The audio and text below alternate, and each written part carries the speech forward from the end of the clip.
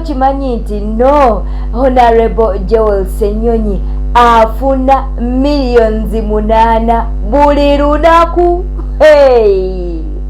Maama nnyabo. Maama wa Suzan Makula aziikiddwa olunaku olwaleero wakati mu miranga gabadde maziga mu kuziika maama wa Suzan Makula era ng'ono ye nnyazaala oba abadde nnyazaala wa Pastor Aloysius Bujingo. Twagala tubeere nga tukuwa ku bimu ku bibaddeyo erudda eyo. Twagala okulaga nti oyo abadde Pastor Aloysius Bujingo era munnange yabadde agenze okuba nti no ateeka ekimuli ku nnyazaala we ateera ne Suzan Makula naye yatadde ku maama we ekimuli kwessa n'ab'eŋŋanda oba n'abaana b'omugenzi. Kaakati nno Suzan Makula bambi aliko byayogedde ku maama we wabula tasobodde kuba nti no amalayo speech ye n'abeera ng'ate awa mukwano gwe abeere nti n'ate asoma ebyo bye yandibadde nga ayogera. Katubeere nga tumukuwa bangi kuva lunaku lwaggulo nga mugamba nti Suzan Makula nga tetumulaba, Suzan Makula nga talina kye yayogedde,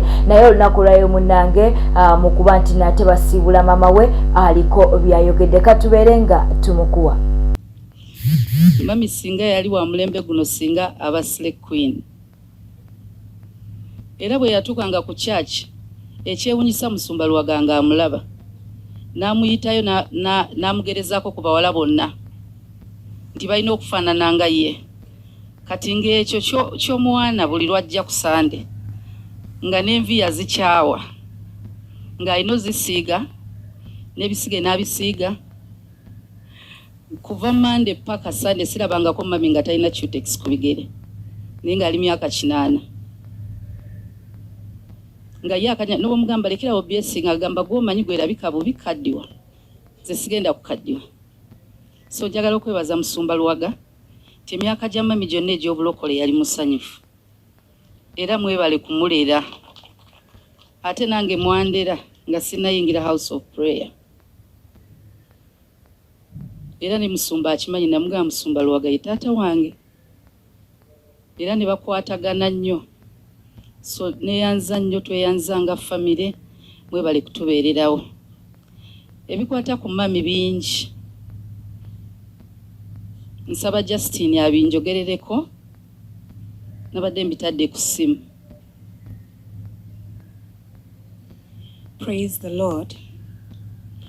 We appreciate your support during this time, this difficult time in our lives. Your presence made us feel comfortable. On behalf of the entire family, please accept our deepest thanks. Newspack channel kwoli subscribing liking atereka obubaka bwawo mu comment section. Mu mawulire amalala getukuletedde olunaku olwaleero obadde okimanyi nti no Honorable Joel Ssenyonyi afuna millions 8 buli lunaku.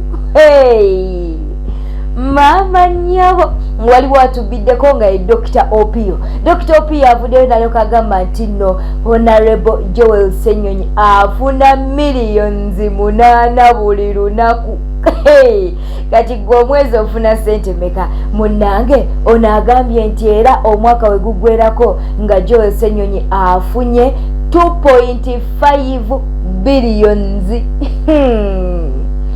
Mujagamba nti aba Newspack channel bali mu kusala mugambo. Katubeerenga tubikuwa naye tukyalinda Honorable Joel Ssenyonyi abeeko kyayogera ku nsonga zino oba ddala kituufu buli lunaku afuna millions zino 8 ze bavuddeyo ne babeera ng'ate bagamba nti azifuna. The office of the leader of opposition, who raises issues about cost saving, has a budget of 2.7 billion shillings every year, starting this financial year. If you do the mathematics, every day we are spending 8 million shillings on the leader of opposition. One person, he should be the one to start by telling us what efforts he's going to undertake to bring down the costs in his office. From 8 million, a person in northern Uganda just earns $1 a day, spending $1 a day to feed the family of about 8. But the leader of opposition has 8 million shillings per day. Yet in northern Uganda it is $1 per day. In other words, that $1 in a few seconds he has already. So we want him to come out very clearly and talk about cost savings starting from the office of the leader of opposition. Then we shall believe that what he's talking about is true and not selective. Let him not just talk about God and his party complain about people who have been taken out for treatment when the late speaker was taken out, but when his very own are taken, he's silent about it. We need him to be open and come out open to this country and to this nation. Otherwise, as leaders, we are saying we are proceeding with it. If it's an issue of cost saving and we don't need to eat, we are ready to proceed with it. But we must have the regional city. The people of northern Uganda have suffered enough. Why is it that only when it is northern Uganda is when there is opposition? We wanted a KITOKOTAAA stadium. People wanted it here. It's us to again want to cry for it. You know, why must we cry every time as northern Uganda? But this time we're saying enough is enough. If he wants to be leader of opposition of every part of Uganda apart from northern Uganda, let him come out very, very clearly so that we know that northern Uganda is not part of the agenda as opposition.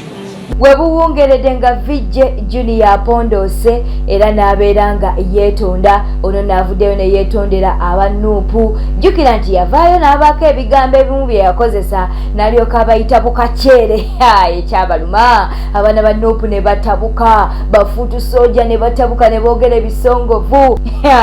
Nange kakati Vijje Junior n'alyoka avaayo n'abeera nga ate ateekayo obubaka bwe obw'okwetonda nga w'oli mu kuba nti ate obulaba saidi zaawo nga yeetondera bafuutu soja munanga avuddeyo n'abeera nga yeetonda. Wabula ate waliwo ebiri mu kuyitingana ku mutimbagano nti nno munnange eyo fake account kati tetumanyi ekituufu kyeki.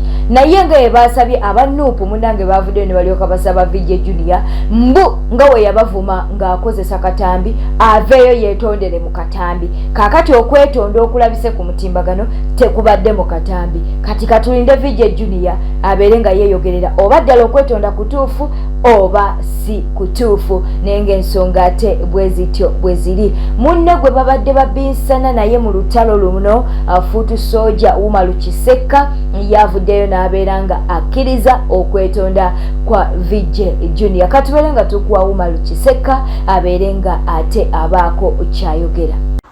Vijje Junior yavuddeyo n'akola apology.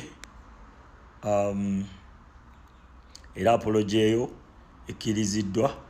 Nze nno nali sikuyinaako buzibu. Era bw'oba ojjukira nakola vidiyo eyasooka nga njagala kugamba just weetereezeemuko kitegeera. Naye nojja n'otumokinga abaana babakwata e Uganda. Bino bye tulimu bya ddala muganda wange tebirimu muzannyo wadde n'akamu.